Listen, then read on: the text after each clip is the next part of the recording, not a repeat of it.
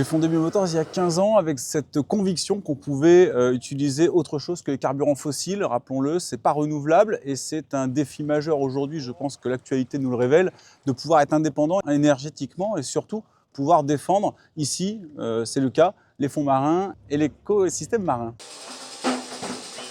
Petit boîtier électronique qu'on place sous le capot, hein. Donc, je pourrais soulever le capot pour vous montrer tout à l'heure, et qui est en fait branché sur le moteur.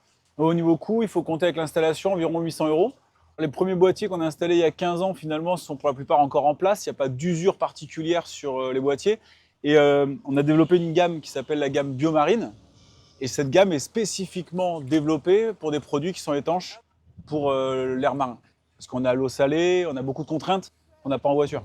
Comme ici un port propre, nous avons une reconnaissance AFNOR, même deux.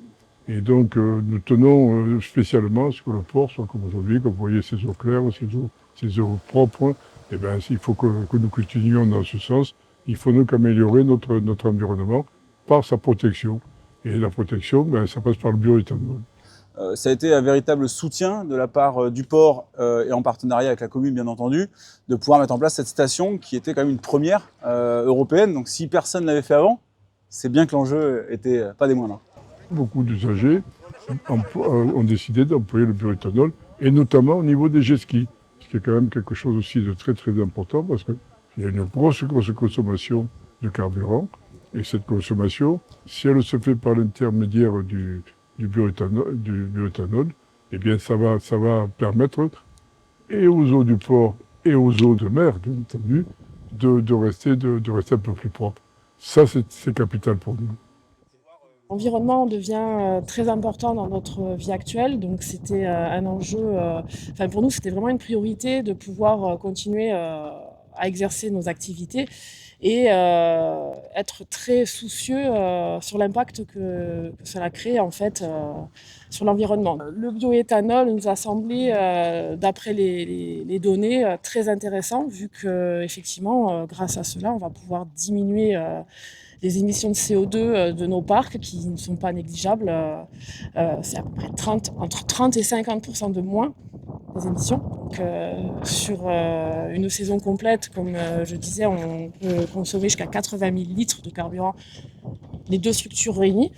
Nous, c'était important pour deux raisons. La première, on ne va pas se le cacher, on le sait avec la conjoncture actuelle, financièrement, c'était quand même une grosse économie parce qu'en tant qu'association, on n'a pas droit au détaxé. Et en fait, on pouvait associer à ça aussi la protection de l'environnement en limitant l'impact sur notre milieu.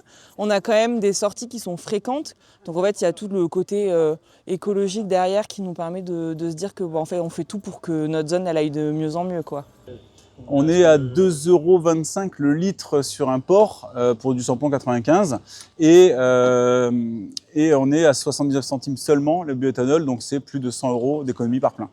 Quand j'ai entendu parler de cette possibilité de le mettre sur le bateau, j'ai dit go, on y va. Je n'ai pas eu de sensibilité de risque, casse, moteur ou tout. Je ne me suis pas posé la question. Je me suis dit, première, c'est l'économie que je pouvais faire sur le plein. Aujourd'hui, c'est d'actualité. J'aurais dû faire un plein à 225 €. Je crois que je vais le faire à 79 € aujourd'hui. Donc, comme on dit, les enfants, il n'y a pas photo. Tiens, Colline, tu peux juste passer ça autour de la bite là-bas. Tu passes juste, tu le tiens et j'arrive. On est dans le port de Port-Camargue. Donc, la particularité ici, c'est qu'il y a des habitations, donc ce qu'on appelle des marinas, qui ont chacun leur appontement donc devant chez eux. Beaucoup de moteurs thermiques, on le voit, puisqu'il y a beaucoup de moteurs hors bord avec des consommations qui, même pour les plus petites unités, vont être aux alentours des 20 litres à l'heure.